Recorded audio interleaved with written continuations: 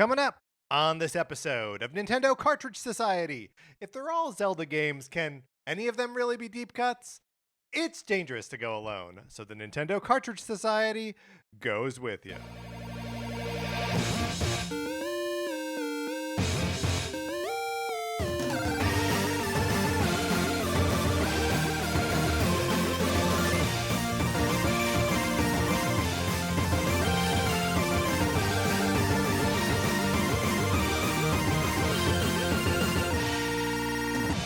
Welcome to Nintendo Cartridge Society. My name is Patrick Ellers, and I am joined, as I am always joined, by my co-host, Mark Mitchell. Mark, how's it going? It's going great. Patrick, I have a question for you. Yeah, let's hear So we are in the season of giving. Mm-hmm. Growing up, how did your parents handle like holiday and birthday gifts? Were there parameters? Did they have rules where it was like, you can ask for things up to a certain amount, and they, and we do a certain number of discuss gifts. anything as gauche as money. There is no rubric.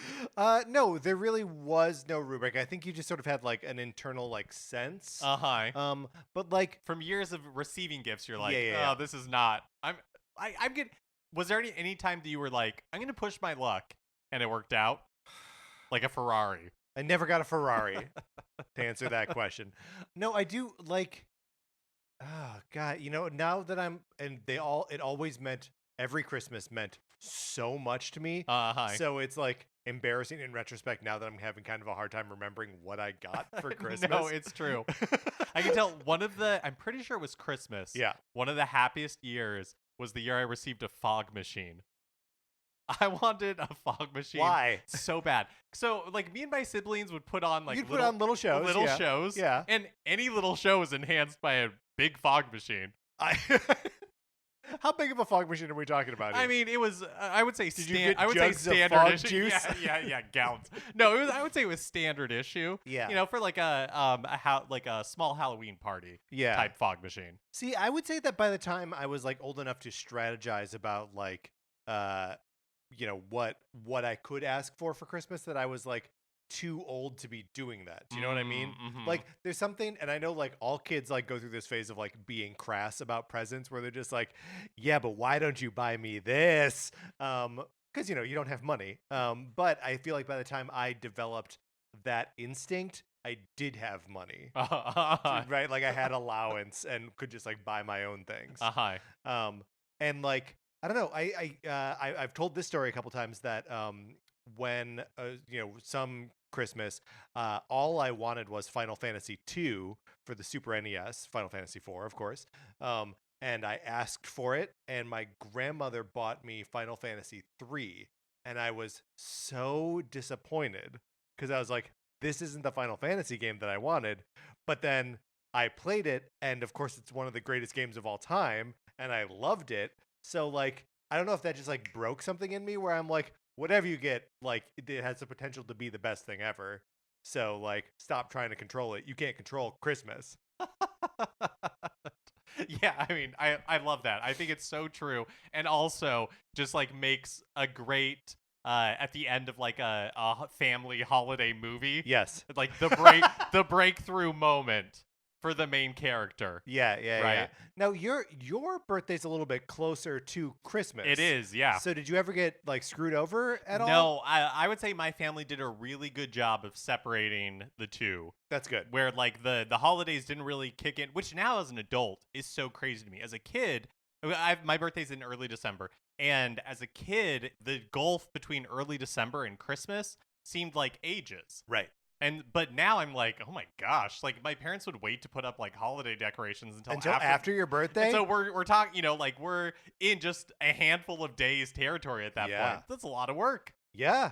So I wouldn't want to do it. Pretty impressive. My birthday's a full 4 months before Christmas. Nobody's even thinking about it at this point. No one's even thinking about it at that point. And I have like the latest birthday in my immediate family. So like we get all of our birthdays out of the way. So you guys are raring for Christmas then. You're Christmas, ready for the Christmas holidays. goes hard. Christmas goes so hard that my mother's mid-January birthday frequently gets almost skipped. Everybody saw holiday hangover. That's right. And like usually there's like a phone call that goes around between the siblings being like, hey, look, I know you know when Mom's birthday is, but just a reminder that that day is today. And look, we never all forget it. Someone remembers always. If you would like to support us in our rememberings of birthdays and Christmases, you can go to our Patreon, patreon.com/Nintendo Cartridge Society, where you can check out all of the once a month episodes that we are putting out in various miniseries. We are about to embark on our NCS Arcade, wherein we are going to be playing games that are on the Nintendo Switch Online and NSO plus Expansion Pass. And talking about them. Mark, what's the first game we're going to be playing? In January, we're going to be playing The Legend of Zelda Minish Cap. Yes. A game that neither you or I have ever beaten. That's right. And even though we are going to talk about it a fair amount today. Yes, that's right. But yes, so if you would like to play along with us, if you are a member of the Patreon, you should do so. And we'll be talking about that in early January. And then if you are not supporting us on the Patreon, you should get into our Discord. Email us at Nintendo Cartridge Society at gmail.com. And we will send you an invitation where you can have a good time chatting about Nintendo stuff and probably talking about the Minish Cap with other people in the Discord who are plugged into Nintendo stuff all the time. Little programming note very quickly, we will not be having an episode on Thursday. Next week is also going to be a one episode week, and then we are taking the week between Christmas and New Year's off because, hey, we're doing that. So there'll be no episode at that point. Mark, that's housekeeping out of the way. Are you ready to try to put all the Zelda games into some categories here? I'm excited. Let's do it.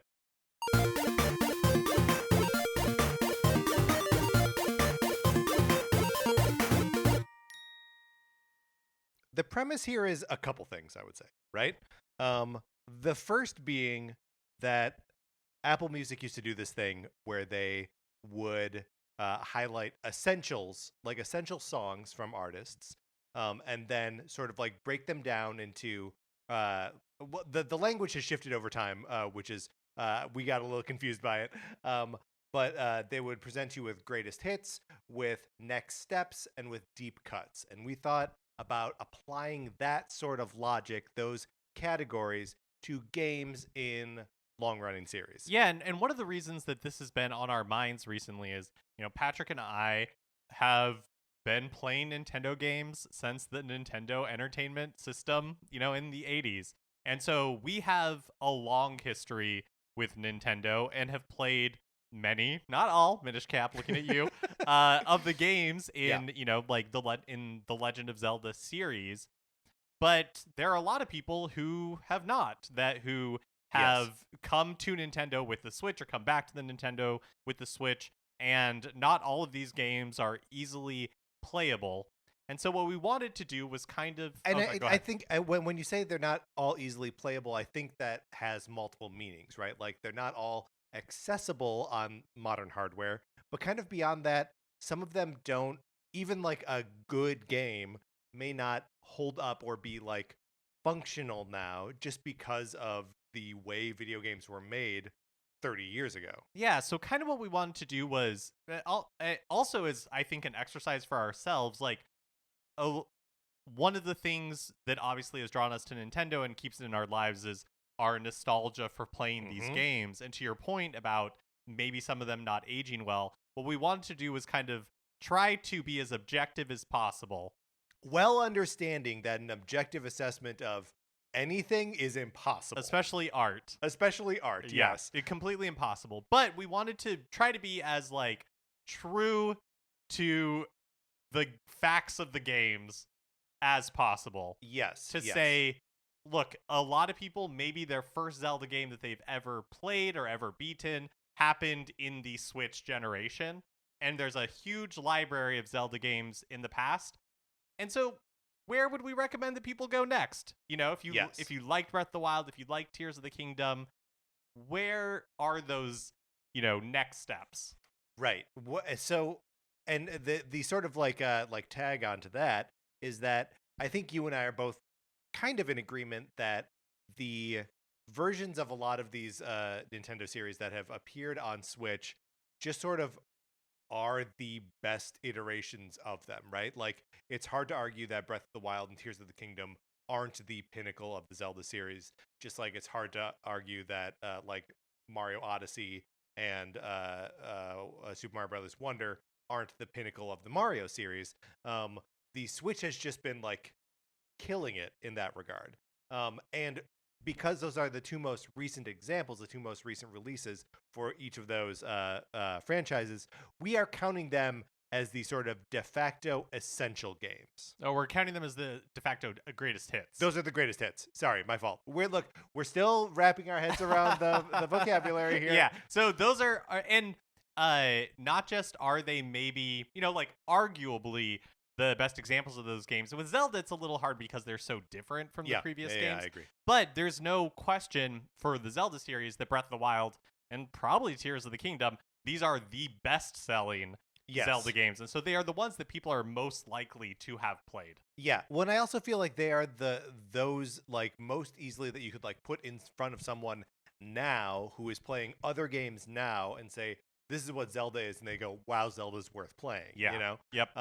That like even the greatest hits that we're going to pull from this are still going to have, and I know there are some people, the Breath of the Wild and Tears of the Kingdom have their detractors, but like they are sort of just recognized as like solid games. Yeah, universally acclaimed. Universal acclaim. I will accept that as a summation of my rambling. And so I think, so again, the categories we're going to break these out into are greatest hits, essentials, next steps, and deep cuts. And each one going down becomes like narrower and narrower. And so we're not saying, this is not like a ranking of quality. A lot of times we do rankings in some ways where we're saying like this is definitively the best and this is definitively the worst, and that's not really how I think about this. It's more just like easing into the hot tub of the Legend of Zelda. Like this is kind of the order in which we will determine we think it makes sense for people to approach these, and not that what the things that end up in deep cuts are bad, just that they are maybe the most esoteric, the most difficult to get into. Yeah, same with music, right? Like when you are recommending a new band to someone, or someone's like, oh, hey, I really like that song, like one song from this band, where would you recommend I go next? You have like one easy place where you're like, oh yeah, obviously check out Abbey Road next, check out Revolver next, right? But then like you'll get to a point where you're like, okay, when do I start? Like, how interested do they have to be before I'm like, have you listened to Magical Mystery Tour, right? So I think like that's sort of the approach that we're having here of like, how much are you asking another person to buy in when you are making the recommendations that get into next steps and into deep cuts? Yep. So for the purposes of this, the greatest hits are just going to be the most recent examples as they appear on Switch. That's right. So we're taking Breath of the Wild and Tears of the Kingdom off the board, and so greatest hits almost becomes like a gimme category. The premise of the episode is that the premise of this exercise, I guess I should say, just to restate it, is that these games, because they appeared on Switch, are the ones that people are probably the most familiar with. If they've ever played a Legend of Zelda game, it's probably one of these two. And just by sales numbers, that is like statistically likely. Yeah. These two games, these are the songs that your friend heard on the radio, and they're like, "Hey, I like that Legend of Zelda series. What should I listen to next?" And so, what we are going to do now is, do you want to go like by category, or do you want to kind of go by game and try to sort them that way? That I was thinking it probably makes sense to talk about, and I don't think we have to go in chronological order. Sure. I think we can start wherever our gut collectively is telling us, but I think it makes sense to talk about games and kind of put them in categories based on that. And we don't really have a limit on the amount of games that can be essentials or next steps or deep cuts. And so I think we'll kind of just feel our way through all of that. I will agree. As we develop the tools that we develop here, we are going to be applying all of those to our discussion of the Mario series next week. Look, These are new tools for us, and I'm excited for us to sharpen them. But let's dig in. Yeah. Let's get sharpening. Oh, so we are just doing like mainline games here, right? We're not doing any spin-offs. So sorry Tingle Games, sorry Triforce Heroes, sorry Link's crossbow training. You're all getting the boot. And I think part of that is like by virtue of being a spin-off, it would like it would be deep cuts at best. I mean, there's another category in Apple Music that's like influences or like influenced by, and I feel like Link's crossbow training is more of an influenced by the Zelda series than it is a genuine like game in the series. So if you want, you can have that category. You can have influenced by in your mind, and well, that's right. where all the and then we got to put 3D Dot Game Heroes and Tunic and Death's Door and like a million other games. Yes. But we are not doing that, even though I just perfectly named 3 really good examples. All right. So, Mark, where would you like to start? I do kind of think that there are like roads like backwards through obscurity, if that makes sense. That like we could take a game that I think we could argue as an essential game, like Link to the Past, and sort of draw a line into next steps and deep cuts from there. Oh, okay. Although, let me know if you think A Link to the Past is in fact an essential game, or if it's showing its age. You and I, on multiple different podcasts, multiple different episodes of multiple different podcasts, have called A Link to the Past the perfect video game. Yeah, honestly, I think the reason that A Link to the Past, especially, I'm fine. We can always argue ourselves out of it. I'm fine putting A Link to the Past in essentials for now, and like you said, kind of using that as the first path that we walk down to explore other games. And for me, the reason that I think A Link to the Past, it has kind of like its time has come back around a little bit, and I think it's because of so many indie games that were inspired by it. Absolutely. That games like A Link to the Past no longer feel archaic.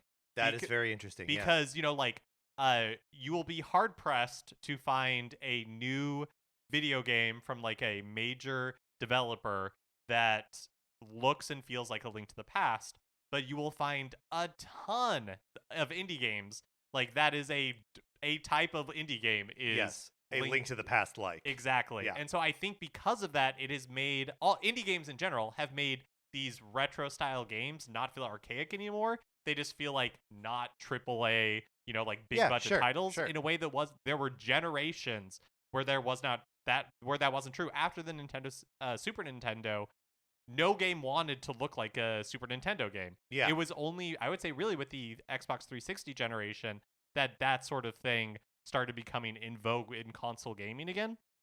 And so, and that hasn't really happened to the other styles of game here, right? Like, I guess you could sort of argue that the look of Wind Waker is something that has been emulated a bunch of other times, but like that style of game is not really anywhere. Yeah, I mean, I think it's true for Ocarina of Time, you know, like Majora's Mask and stuff, where there's something that's timeless and classic about pixel art in a way that early 3D models just, they don't capture that. So yeah, all of this is to say, I agree with your designation that A Link to the Past makes sense to me as an essential game in the Legend of Zelda series. Okay, so putting A Link to the Past, at least tentatively, in the essential category, which then, like, I feel like the lineage of A Link to the Past, as it sort of like its tendrils extend backwards forwards in time, really?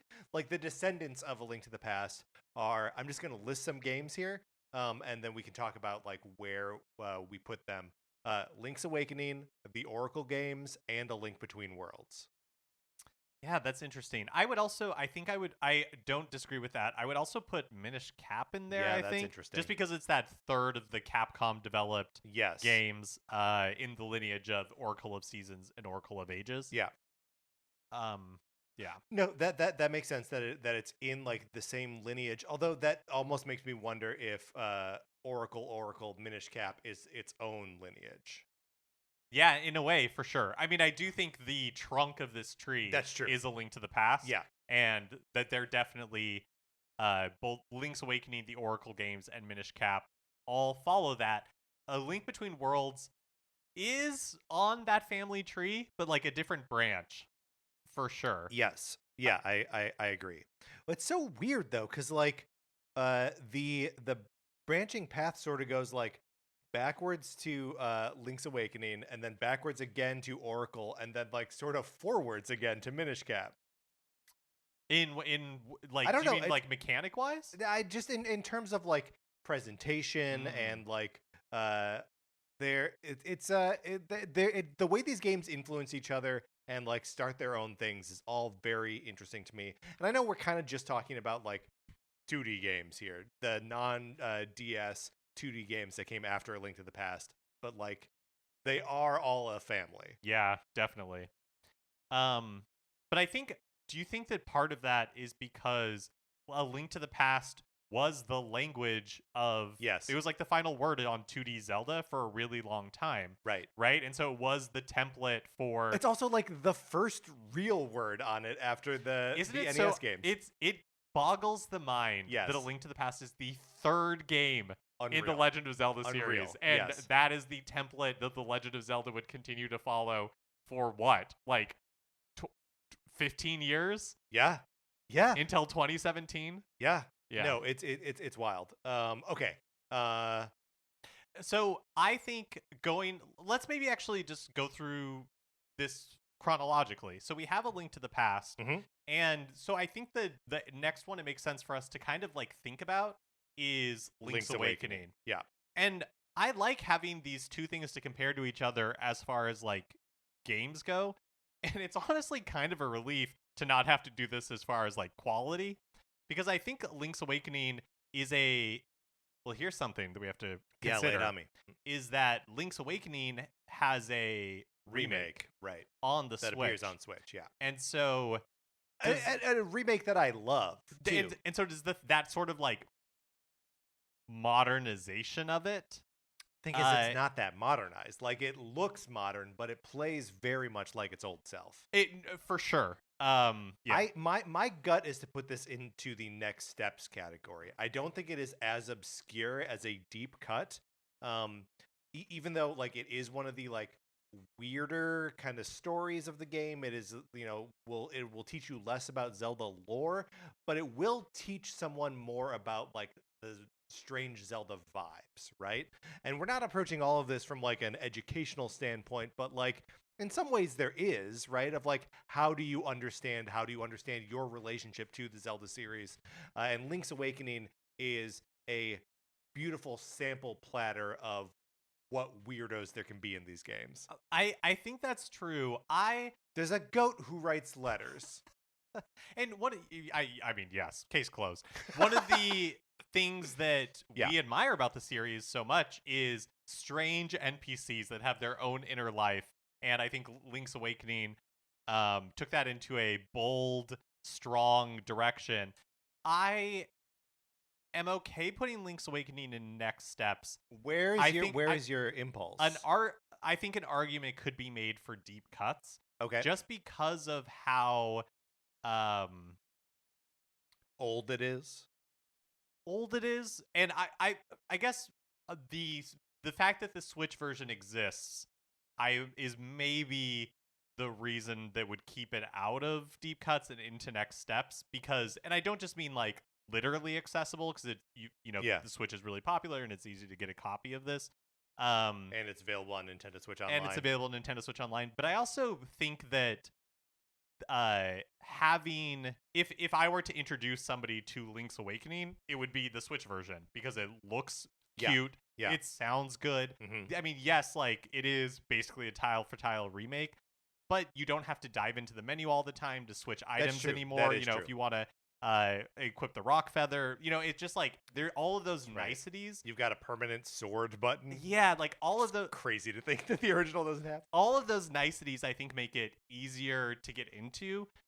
For me, the thing about Link's Awakening is that I really don't think the dungeons are very good, and I think by the end they really bog down the game. Right. So I think that is true, but there is a step of obscurity beyond that, which I think the Oracle games represent. That like if Link's Awakening is a deep cut, then are the Oracle games just like counter recommendations? I just want to make sure that we're putting everything into and there are going to be, I'm pretty sure, times when we land on something where like comparison points between two games don't totally make sense. And I think I think that's true. And I think you're right that if Link's Awakening was a deep cut, like Oracle of Ages, for me, Oracle of Seasons and Ages would be like really deep cuts. Yeah. Hard to recommend, type cuts. Yeah. And so I think it does make sense to let's keep Link's Awakening in next steps for now. I think once we have other things in these buckets, it might be easier for us to sort. Filter a little bit. But for now, this seems like a good place. And so I think that also means, just by nature of our conversation, that Oracle of Seasons and Oracle of Ages are in deep cuts. Can we talk just about these games a little bit?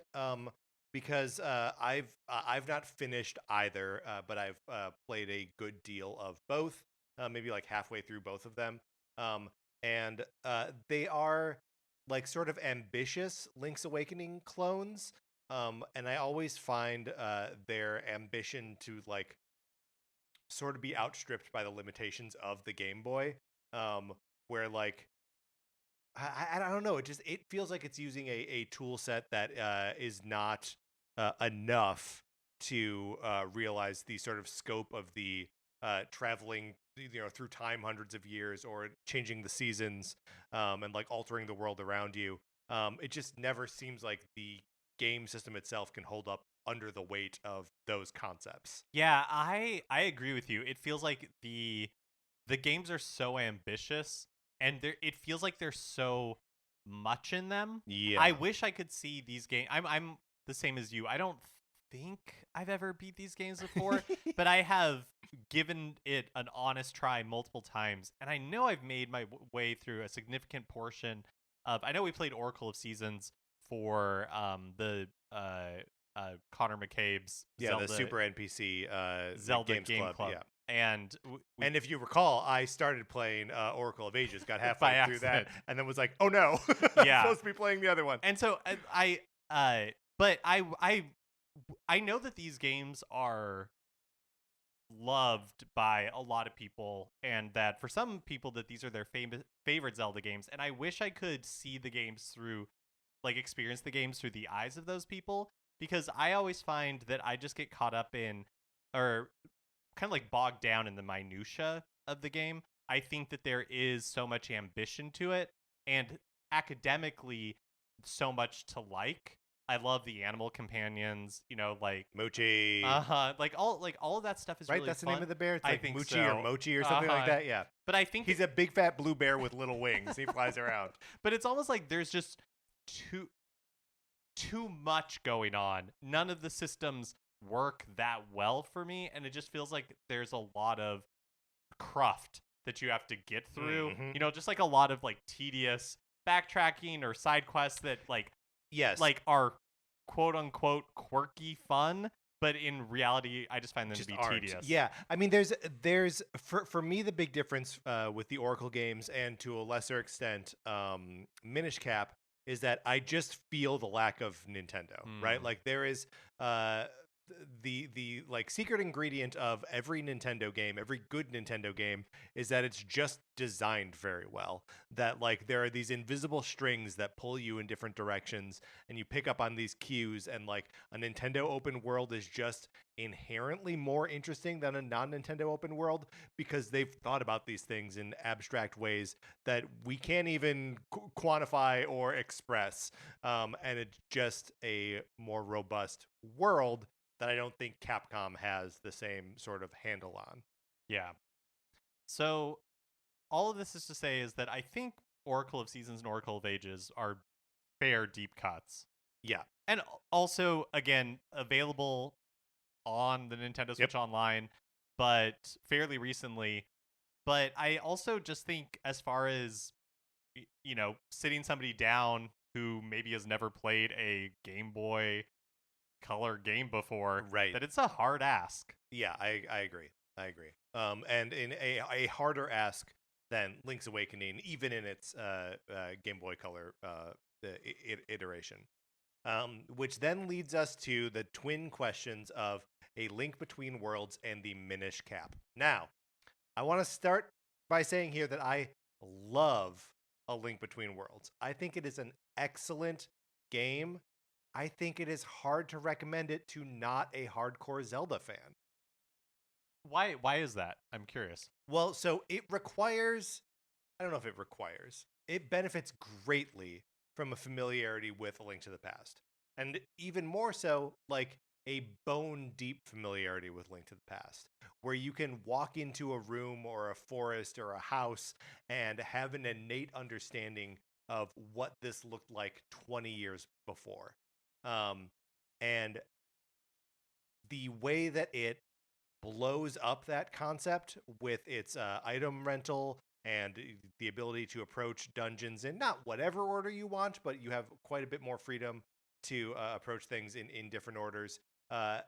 It feels to me, and again, I love the game, but this is the first time where I'm really like, where my love of the game grinds against my instinct of like who to recommend this game to. Yeah. I feel like it's a deep cut. So let me know what you're thinking about that. Yeah, that's interesting. It's I have to fight against my built-in instinct for this show, which is to immediately compare it to Oracle of Seasons and Oracle of Ages, right, and say, well, I like it better. But that's not the exercise. That is not the exercise. exercise. It's not a question right. of how like good the game is. So A Link Between Worlds is a really good game. Mm-hmm. But I do think you're right that it benefits from not just, I think part of the reason that longtime Zelda players were like, yes, A Link Between Worlds, is because with the item stuff, it broke the convention that everybody was so anxious for, like the Zelda formula where you get an item in linear order, and and that's before Breath of the Wild does it. Right. It's almost like a baby step into Breath of the Wild. Honestly, in hindsight, I think the item system kind of sucks. Okay. I don't think it's that fun. Like, I don't think it really adds anything to the game. I think it's kind of silly that you can rent or buy them. It, like, sort of seems like you should just be able to walk in there and grab whatever one you want. Or like, why who... I don't understand who like renting items is for. Like, you know what I mean? Like, yeah, I hear what you're saying. But I think that doesn't make the game bad. I think the low rule stuff, like the story stuff, is so good. I agree with that. But I think in order to appreciate it, you have to play the other games. And then when the formula is broken, you're like, they're breaking the formula. Yes, which is why I think it has to be a deep cut. It is also a beneficiary of its time, right? Because when Link Between Worlds came out, the time since the last 2D Zelda that wasn't one of the DS games was a super long time, right? So people were ready to dig back into that old formula and then to have it like projecting in the same visual style as A Link to the Past. Like, that's a moment in time. And beyond that, this is a game you can only play on the 3DS. So it is like also kind of inaccessible at this point. So like, I love it. I think it is one of the, if we were doing like a Zelda game ranking, which we haven't done in like 4 years. Or no, did we recently? We did one after Skyward Sword. We did one after Skyward Sword. Yeah. Skyward Sword HD. And Link Between Worlds, comes out pretty high for us. Like top 5 probably. Although now that Tears of the Kingdom is in there, who knows? We'll have to do it again. But I think Link Between Worlds is a deep cut. I think you're right. I think you're right. I think let's kind of finish off this family tree talking about Minish Cap, because we had addressed it a little bit, but never assigned it a ranking. To me, it's kind of a gimme that it would be in deep cuts, along with Oracle Seasons and Oracle of Ages, but I'm interested in your thoughts. My thoughts are kind of that it's a next step. It's not a game that I have a lot of personal affinity for, but it does improve on the like Game Boy Zelda formula because it's able to use those other buttons. So we're not slaves to the swapping out something else for your sword. Well, it would have one of. Oh, I guess it has R and L too. Yes, yeah. It's got the shoulder buttons. another set of buttons there, and it just has enough like character, and I don't know. My gut is that it goes in next steps, but you seem to have a pretty strong inkling towards deep cut. I will trust your gut. You have played more of this game than I have, to this point on the record of the show. Right. And so, who knows? Maybe we'll have to do this again after we have completed our playthrough for NCS Arcade. But yeah, I trust your gut. Okay, all these things are subject to being moved around as we go here, right? Yeah, totally. Now, we have a handful of we've got the classics on here, right? Zelda and Zelda 2. And then the 2DS games are also on here, and that would sort of finish up the 2D section, right? Yeah. Yep. But I don't know. Are we ready to tackle those yet, or are those things that we have to get to later? The 2D games? Yeah. Yeah, I say we knock them out. Okay.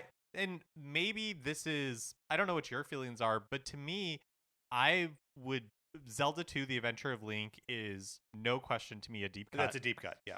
And I would put The Legend of Zelda in there. I think The Legend of Zelda at this point is a deep cut. Is it incredibly influential? Yes. Granted. Yeah. Is it accessible and fun to play nowadays? I would argue no, it's not really. It's not worth playing, but I don't think it's a great example of the Legend of Zelda series, and it would be hard for me to recommend that over somebody playing A Link to the Past or even the Minish Cap or Link's Awakening. Yeah, or like any of the 3D Zelda games that we have on here. Yeah, that's tough because the influential nature of it and its like aggressively open world, like that like you genuinely are in a way that they don't really replicate again until Breath of the Wild. They do just kind of like dump you in the world. You can miss the sword, and in that way, it can become a wholly inaccessible game by 2023 standards. Which we're still in for another like 2 weeks. So, we don't have to go by 2024 standards just yet, Mark. Yeah, I guess I feel like that is almost the definition of deep cut, where it's like, oh, this is good, but you're going to have to really like Zelda to appreciate this. Yeah. Like, you're going to have to be in deep before I introduce you to this track. Right. You're going to really... Using that music metaphor. Yes. Like, you're going to want to know where all of this came from, right? Like... Because that is sort of the analogy here, right? Is like only when you have become interested in Zelda on an academic level can I introduce the original Legend of Zelda to you. Right. Right? Yeah. I mean, yes. For me, the original Legend of Zelda is a game that I would recommend to people who are deeply interested in Zelda and have never played it before. Yeah. I don't find joy in playing The Legend of Zelda. Well, that's an insane thing to say, but I will agree, and I'm putting it over there on deep cuts. Which leads us now to the DS games Phantom Hourglass and Spirit Tracks. So these are hard because they're so different. That they different and also difficult to play nowadays. Yeah, very difficult. I am holding out hope that someday they'll get like either the Skyward Sword treatment or we find some way to bring these games to Nintendo Switch Online because or they just bring them to phones. Yeah, let us play them on the phones. They I don't know why we can't play it on a phone. They're worth experiencing. I previously have said that I don't care for Spirit Tracks that much. Would love the opportunity to replay it and see if my opinion on it has changed. I haven't played it since it came out. But I would put. Do I have to play that music track again? The music is good. Always bring up that music track. I personally, Yeah. I think I would put, kind of for the same reason that like Link's Awakening. It's too bad that Phantom Hourglass and Spirit Tracks are seemingly evolutionary dead ends. Yeah. Yes. Where it's like 100%. We didn't get a 3DS game in this style, where you're controlling Link entirely with a stylus and all that kind of stuff. But so for me, I like Phantom Hourglass a lot. I think it's a fun game. I would put Phantom Hourglass almost for the same reason we have Link's Awakening in here in next steps. I don't think it's essential. And then I would put Spirit Tracks into deep cuts.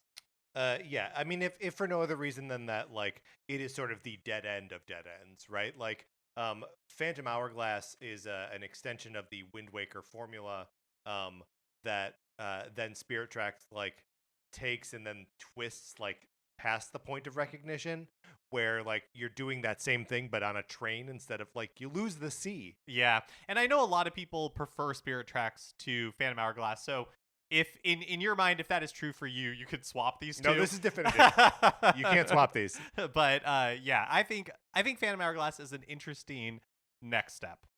Yes, I will agree. And again, like this would be something that you would recommend after someone has already gotten through the games that you consider to be essential.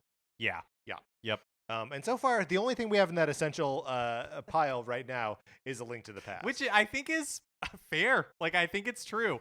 But we've got we have the 3D games to grapple with. Which, like, I gotta say, looking at them is an impressive pile of games. Look, Zelda games, good, pretty good. Yeah, strong record. I mean, honestly, I'm looking at the deep cuts, and there's like 2 of my favorite games ever made in there. So yeah. It's just the way of it. Where would you like to go next? Let's start with the one. Okay, let's start with the one, maybe 2. I have my eye on 2 here that I'm like, these are for sure essentials. I have my eye on 2 that I think would be next steps, and I have 1 that I think would be deep cuts. I honestly have. Who do you think is the deep cut in here? Is it Skyward Sword? No, actually, I was gonna say Majora's Mask. I think is the deep cut, but maybe now that I'm having to articulate this, maybe Majora's Mask would be a next step. I feel like it's a next step, and Ocarina is essential. I definitely agree with that. I think Ocarina is essential. Let's talk about Ocarina of Time for a little bit. Something we've never done on this podcast before. In preparation for this recording, I opened up my Switch and went to the Nintendo 64, Nintendo Switch Online, and I had started a game, a playthrough of Ocarina a couple months ago, and like put it down like halfway through the Young Link section, and I picked it back up, and I know that I'm letting a lot of nostalgia drive my drive me through it, and that I'm doing a lot of things in that game on instinct, but like there are some parts of that even for their small stature, even for their muddy textures, still feel good and still feel epic. The first time you walk into Hyrule Field, walking into Kakariko Village, climbing Death Mountain, like all these things that are ultimately like very small, because this is all that the Nintendo 64 could reasonably be expected to kick out, still feels good. And there's like the charming building blocks of 3D Zelda, of Gorons, of the Zora. It's all here. All of these things that like you love in the Switch games are, and it's not to paint it as like an educational thing, but like in some ways it is so illustrative of like where these things came from. It's hard for me to remember, like at this point it's hard for me to separate the Nintendo 64 version from the 3DS remake. Yeah. Because, and so it sounds like you were playing the 64 version. Yes. So keep me honest, but one of the strengths, like surprising strengths, I think, of Ocarina of Time is that mechanically it still holds up for being a Nintendo 64 game. Like, Yeah, you know, I think like the only thing you miss is like free camera control, which can be sort of tough, but like the ability to just hit Z and have the camera slam behind your back is so useful as to almost like negate it. And then the lock on like revolutionized combat and is sort of like what we assume all games do now. yeah. This is a I mean, what more need be said Sure. about Ocarina of Time as one of the best video games of all time, and still crazy to think that this was the fifth Fifth game in Zelda the game series, yeah. ever, fourth console Zelda game, but and again the template for the next 10 years of Yeah. Zelda games, And or 20 years, like Yeah. 20 years of Zelda games. And like we've talked about how effectively this game explores its themes, right? And in its themes of like growing older and what you lose as you are no longer a child, and just like the ravages of time, which is sort of like a universal theme after you hit like 13. That like it is one of the more effective storytelling Zelda games, and every other Zelda game aspires to be this concise with its storytelling. Yeah, I think it's easier to recommend because of the 3DS remake, which I will 100% agree. at this point is also like a decade old. Yep. And so, but just as far as like accessibility, not just literally am I able to play this, but which actually now is probably harder than the Nintendo 64 game because that's on Nintendo Switch Online. Right. But well, if you have the expansion pack. If you have the expansion pack. But pack, yes, thank or you. pass. I honestly can't It's remember. Booster Course Pass Expansion pack. Yeah. But yes, I think inarguably Ocarina of Time is an essential Zelda game. One thing we haven't talked about for this exercise, and I don't know that it's worth doing, but it has made me realize, like, within categories, should we be ordering these in like the order we think you should experience them? I don't think so. Okay. I think you just kind of want to be like, here are the essential games that you have to play after this, and it's a pile, right? You come in with your arms heaping full of games, and you just put it out on the table, and you leave it up to that person to. I mean, do you have like a prescriptive order that you would? No, not necessarily. I was just because some of them I think are maybe deeper cuts than others. You know what I mean? But you're right. All in the eye of the beholder. Yeah. But let's figure out what to do with Majora's Mask, because I think by putting this in essentials, you're leaning towards putting Ocarina in essentials. Ocarina as in essentials. You're leaning towards putting this in next steps, and I could be convinced of that. But in the same way that like Link's Awakening is the next step, but it feels like a deep cut to me. So it kind of feels like a deep cut to me too. No shade to Majora's Mask, because it is doing something experimental and interesting.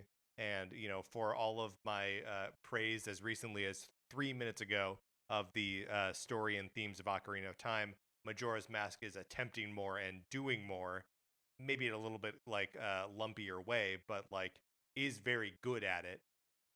Plus, Stone Cold Bummer.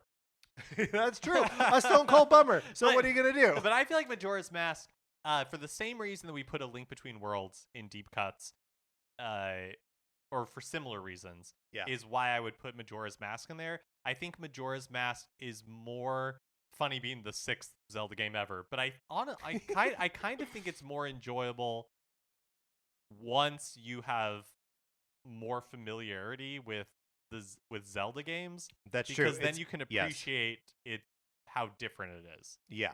Yep. No, I mean, I think that's absolutely true. It's like how you can't listen to an Electric Dylan album before, you know what I mean? Like, where the thing that it's breaking, you need to have established in your veins first. I think I just know where you're going. I'm about to say maybe. I don't know a lot about Bob Dylan. I was going to say, I don't know why I went down that road. The most controversial thing I'm about to say on this episode. Who cares about Bob Dylan? Yeah. Great question. No, because do you want to know what my actual first my instinct was to say it's like how you can't really recommend the Smashing Pumpkins a door to someone first, even though that's a cool record and I like it, but like it's a mellow kind of electronic thing from a band that is known for like hard rockin' like with jazz drums and like all this kind of stuff. It doesn't work without knowing what they were and what they would become after. Yeah, I don't really know the Smashing Pumpkins that well either, but I believe it's a much you. better I metaphor believe than you. me not understanding Bob Dylan's career. So I think Majora's Mask, no read on its quality in any way. Yes. But a deep cut in the Legend of Zelda franchise. Which, again, that means it is in the same company as the original Legend of Zelda and A Link Between Worlds. Yeah, I mean, seemingly, like, the bulk of games are going to end up being deep cuts, which I think is right. Yeah, I mean, I think the other three are going to be all in Essentials or Next Steps. I think so, too. But let's talk about them individually. So we, of course, have The Wind Waker, Twilight Princess, and then Skyward Sword. Yeah. Can we agree that Wind Waker is an essential game in the Zelda franchise? Were you thinking that it goes in Next Steps? This is one that honestly, I'm torn on all three. Yeah, okay. In that I could see the argument for all of them being greatest hits. Sorry, I interrupted myself because I zoomed in on Skyward Sword. It's like, can I make that argument? I like Skyward Sword a lot. Not greatest hits, but Essentials. Oh, Essentials, yeah. Like, I liked Skyward Sword a lot, but maybe I am bumping up against that being an essential. But I could see an argument for The Wind Waker and Twilight Princess both being... I think you could make an argument that either one is essentials. If we are saying that one goes in, I think they both go. That this is my gut, is that Wind Waker and Twilight Princess are both essential Zelda games. I think you're right. The only reason that I would say that Twilight Princess maybe could be a next step is because it feels iterative of Ocarina. It is in some ways very similar to Ocarina of Time, and it doesn't feel as like if I was, if I'm looking at the entire Zelda experience. Yeah. And I'm like, you love Zelda, you've got to play blank. I don't know that I finished that sentence with Twilight Princess. Oh, Twilight Princess is so good, Mark. I just like, I think about the experience of the Wii launching with it, right? And the Wii like kind of teetered on this like point of being video game novelty, right? Of being like a thing that was cool because you were shaking your hands around and playing with grandma and like all this stuff that like the Wii was genuinely great at. And I don't mean to sound like I'm short changing it, but like that it was presenting a different gaming experience. And then Twilight Princess comes along in that goo, in that primordial goo, and is like, no, I'm still Zelda, right? Like I'm still a hardcore video game for whatever that means, and tells an interesting story with bizarre characters. Like it kind of does both the Majora's Mask thing and the Ocarina of Time thing at the same time, while also like presenting these even stranger things like the ghost of the hero that like teaches you the sword techniques. The hero from Ocarina of Time. The hero from Ocarina of Time. Like it is, of course, derivative of Ocarina of Time, but it's almost like the culmination of what Ocarina of Time was attempting. The more you're talking about it, the more I remember how cool Twilight Princess is. I also think, having not played it has Midna. Yeah, Midna. It has Wolf Link is pretty sick. You're riding Epona and doing combat for the first time. Yep. Even if the first mission they make you do with it is bad. And it is. There's no if about it. But this is another one, having not played the HD version, but just from reputation, that is easier to recommend because the HD version exists. Yeah. And a lot of, the quality of life improvements in that game make it easier to play, more approachable, not as frustrating in some of those more annoying areas. Yeah, Zant is a really cool villain. Yeah. The design is really sick. Yeah, I mean, And it's we were talking, oh god, this is now over a month ago at this point, but about how Nintendo has in my mind started really being good at endings, right? That they know how to take the things that you have done in the many hours leading up to the end of a game, and like spitting it back out to you and being like, now you are a master of that. Do that again. And the ending of Twilight Princess very specifically recalls a dumb goat throwing minigame from the beginning of the game that like it does a full circle moment, that in the crux of this boss fight, that makes it, even if you're not consciously registering it, connects you to the first time you picked up the controller to play it. It's just really it's really a good game. It also just has amazing dunsions. Yes. Some of the best dungeons Some in of the the game. best, yes. Yeah. All right. Okay. Cool. We talked. I'm hyped on Twilight Princess. Want to play the game again, and yeah, I think it makes sense as a essential entry in the Legend of Zelda series. I will say, the fact that it is not accessible in any real way right now is a rough look. And is one of, I think, the great crimes of the Switch. Yeah, whether it happens on the Switch or the next Switch hardware or whatever, the fact that there are HD versions just out there waiting to be ported, I feel confident it's going to happen someday. Right. But we've been saying that for 3 years, right? It's just got to happen. It does have Speaking to of happen. an HD version just hanging out there, this is another one where, with Twilight Princess in there, I could see the argument for putting Wind Waker in next steps, and not necessarily an essential Zelda game, but it has its own, in the way that like Link to the Past is the trunk of a family tree. Yes. The Wind Waker one is unfortunate. Well, I was gonna say unfortunately, short, but I don't know that that's true. It's just spun off in spin-offs. So, Four Swords Adventure and even Triforce Heroes, they all kind of have that Toon Link aesthetic that was established in the Wind Waker. Even though I'd say Triforce Heroes is more directly doing what Link Between Worlds did, but that's true. Link Between Worlds is sort of borrowing both from A Link to the Past and Wind Waker. Do you remember this is all a rich stew? Do you remember how hated the A Link Between Worlds art style was when it was first revealed? That is a criticism for which I have no time.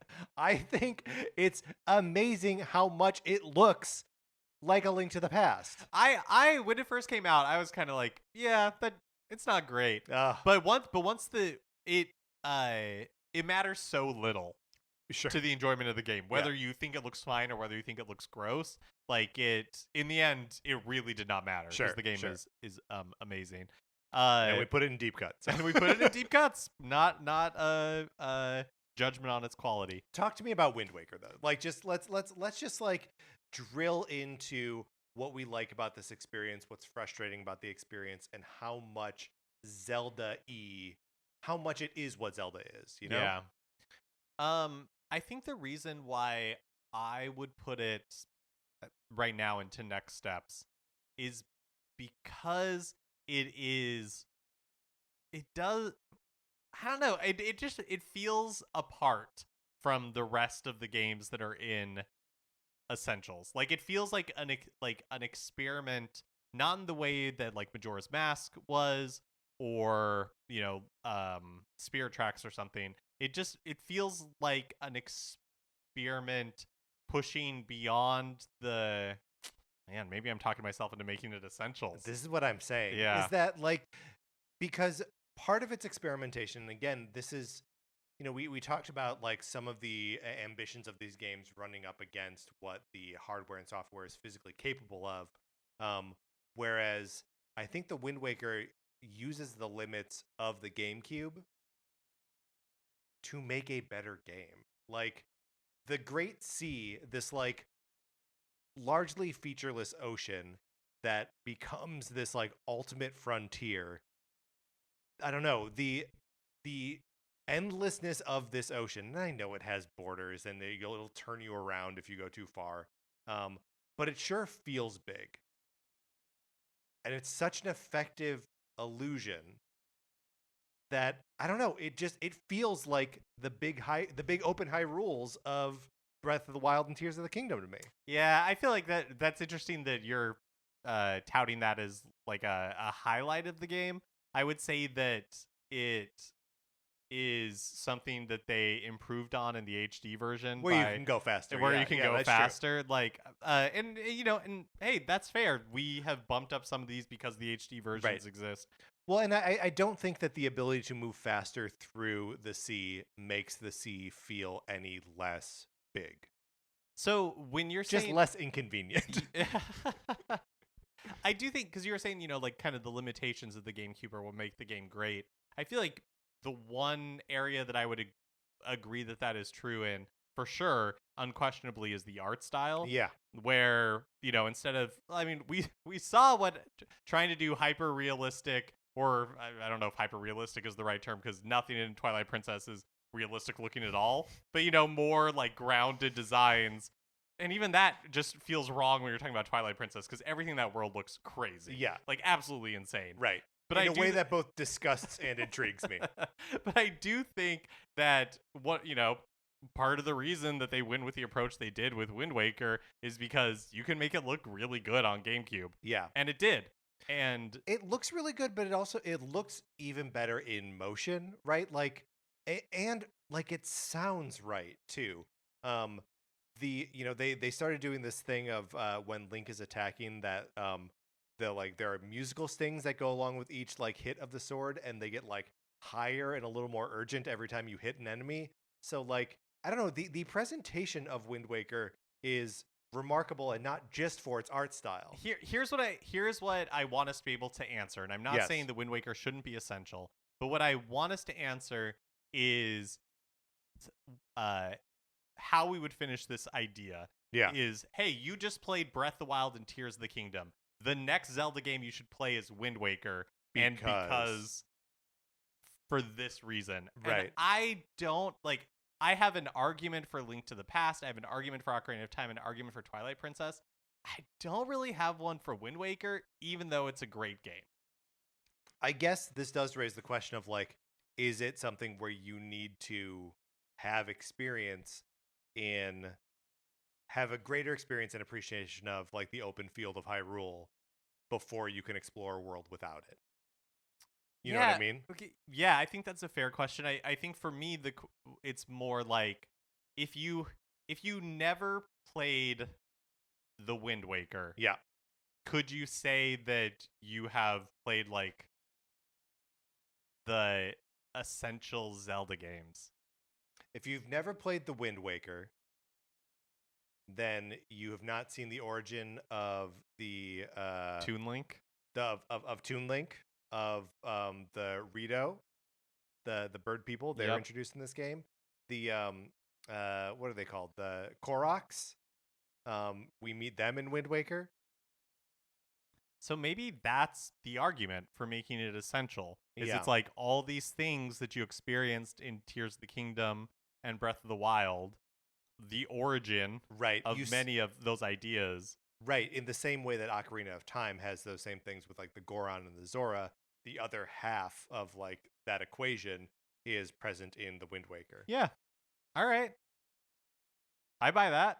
Although now that like we're thinking about it and talking about it, like there's the whole like Zelda is a pirate, and like, all these like the Forbidden Fortress and all this kind of stuff. And the fact that there are only, once you do like the first 3 dungeons, that there are only like 2 after that because like they ran out of time or ran out of space or whatever.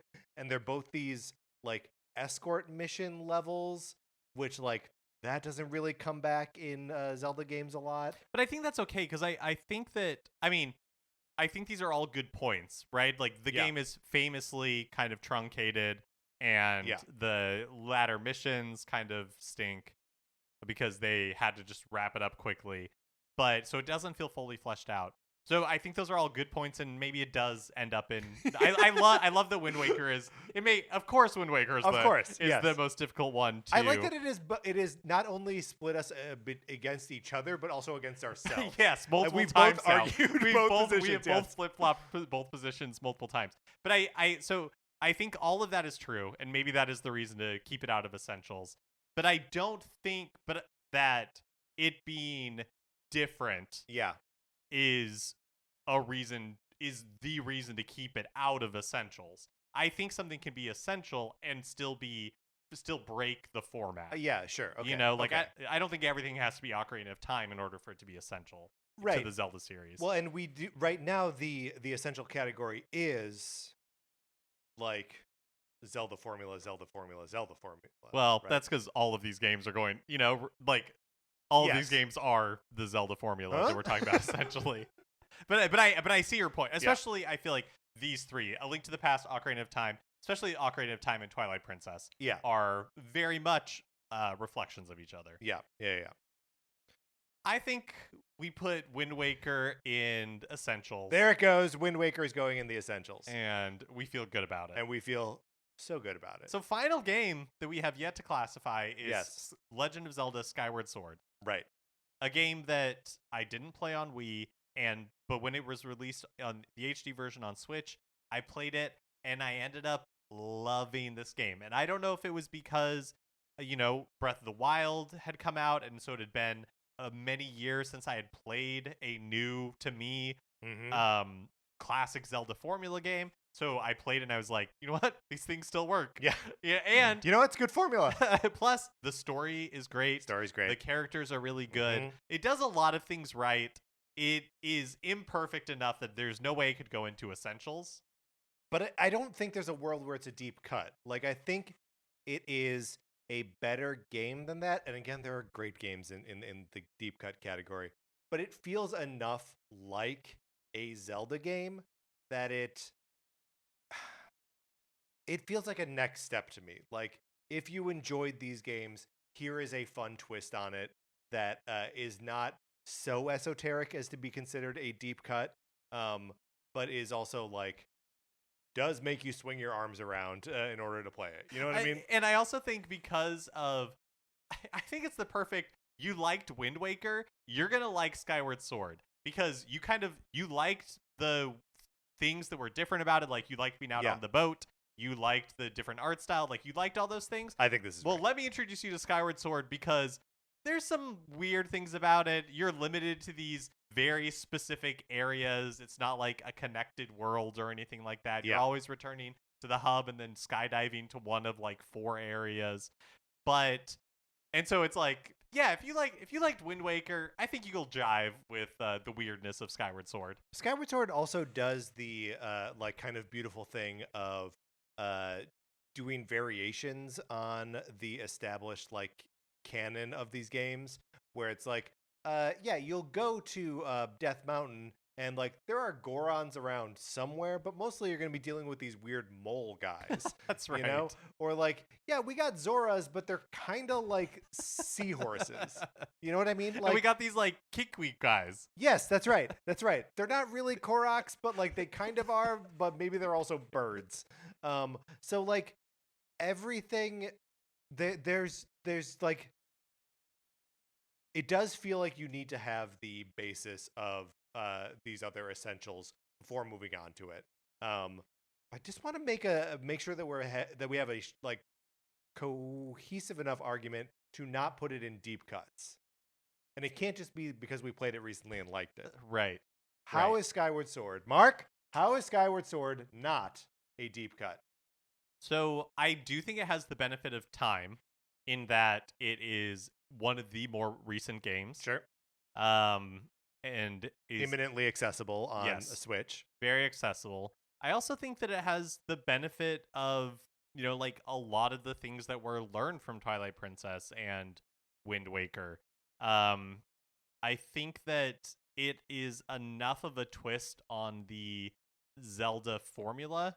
Like it's the introduction of the stamina wheel that would become a huge part of the Breath of the Wild and Tears of the Kingdom style gameplay. I think it has possibly the strongest like Zelda and Link connection and characterizations and like story. And absolutely, and Tears of the Kingdom owes a story debt to Skyward Sword for that, right? And I would almost say that the story, for me, like the story and the events and all of the stuff with Impa and Groose, like Groose and all of that, like elevated above a deep cut. Like, I think people who like Zelda should experience all of that because it is a version of those characters that is so friendly with each other in a world that is very like approachable, that to me that's what elevates it above deep cut.